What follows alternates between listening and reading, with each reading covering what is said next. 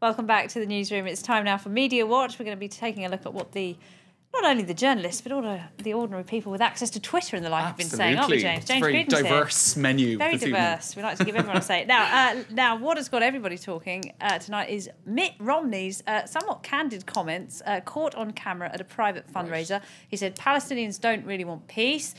He said that Americans that don't pay income tax aren't really his problem. And, and I think he said he'd be better off if he was Mexican as well. That's right. So he managed to insult a few groups. The thing is, he's forgotten, obviously, that everybody has these now, right? Mobile phones, and that it's very easy to record controversial comments and put them online. Mitt, it's time to get with the times. Ask Prince Harry. Right, exactly. So Mother Jones is the publication that has put all of this out there. And as if it wasn't bad enough to put those 2 videos online, they also have 17 photos of sad Mitt Romney on their front page now. Do you want to see a couple of them? Yes. I mean, as you could imagine, that he's just looking a bit sad. Now, I don't think they are actually in reaction to the photo, but the idea is, I suppose, that they're gleefully looking at the fallout of those 2 videos that they've put online. And the fallout is headlines such as this, the New York Daily News, "The Mitt hits the fan." What could that be referring to? I don't know. And a lot of reaction across the media, really, to this, and social media. People pointing out that he said 47% of Americans support Obama and 47% of Americans don't pay federal income tax. This person on Twitter is saying, but sure, they don't necessarily correspond, those two halves. Exactly. And actually a lot of people pointing out that millionaires didn't pay their income tax, and I think Mitt falls into the category of millionaire. And this chart I've seen on several publications pointing out the fact that actually the states that tend to vote Republican are also the states with the highest proportion of poorer population who don't pay their income tax. So he's really quite literally, well, perhaps not literally, but almost literally shooting himself in the foot, literally. A major gaffe. Elsewhere, wouldn't surprise me if Romney is really a Sacha Baron Cohen character and this election campaign is another Borat-style film.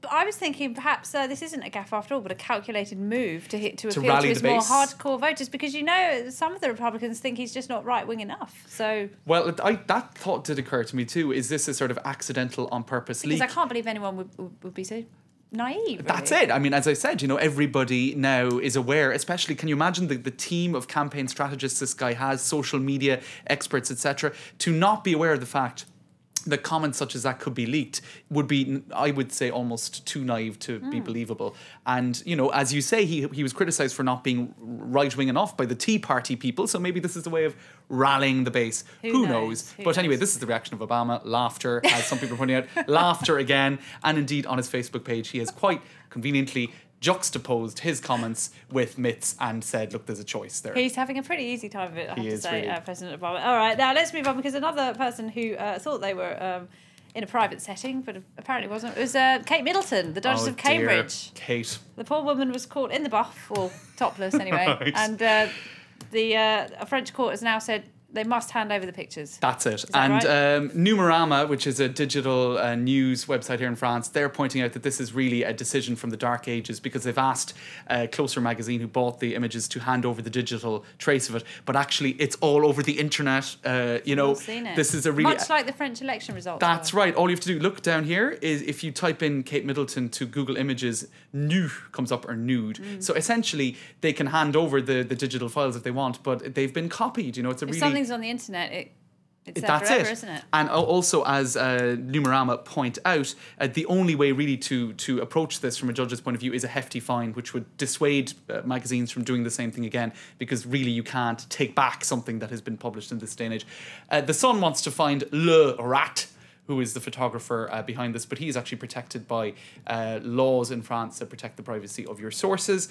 So look, there's still a lot of coverage on this story, and actually perhaps one of the most interesting aspects of it is that YouPorn, which is, as the name suggests, a porn website, did contact Closer for those photos and videos. I don't think the Duchess needs to indulge herself in that kind of thing, but anyway. No. But she doesn't seem particularly bothered, does she? She's been off on a rather That's nice right, tour she's of off Asia with her enjoying husband, herself, so and, I suppose leaving the lawyers do the rest. maybe it's all a storm in an A cup, or Storm a in B cup, an English teacup. There you go. All right, now a bit more seriously. Yes. Charlie Hebdo, those rascals. They say they will be printing more caricatures of the Prophet Muhammad in tomorrow's edition. Is it? That's or right. Comes out this week, No. and already we know, of course, what a film that mocks Islam has done around the Muslim world. 12 people killed today. An American ambassador killed last week. The French Prime Minister says, please don't. Right.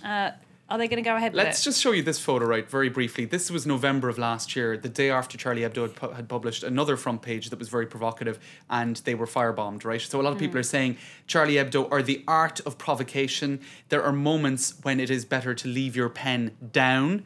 Also, elsewhere, people saying, well, the liberty of the press is all very well, but for what reason, other than provocation, is Charlie Hebdo doing this? Also, I think the purse strings, because they're probably going to sell a lot of front pages tomorrow, or a lot of copy. And finally, Charlie Hebdo is organising a giant barbecue for its front page tomorrow. So I suppose one person, this is one of the most prolific Twitter users in French, and he's saying, you know, could the same thing happen again? So you have this whole freedom of expression argument being juxtaposed with just bad timing and provocation at a very sensitive moment. And I think I personally would tend to agree with the latter point of view, that this is just a silly thing to do and unnecessary. You know? Well, I was reading an interesting article, and an American legal case once, a lawyer argued that freedom of speech, of course, should be preserved, but you don't preserve the right of someone in a burning cinema to shout fire when there's no fire. This is it. It's make your point about freedom of expression at another moment. You know, when there's not riots going on. That's the view of James and I. Anyway, all right, let's wrap things up. That's the end of Media Watch. Thank you very much indeed. Now we're going to have a look at what else people are clicking away at on the internet. It's time for web news.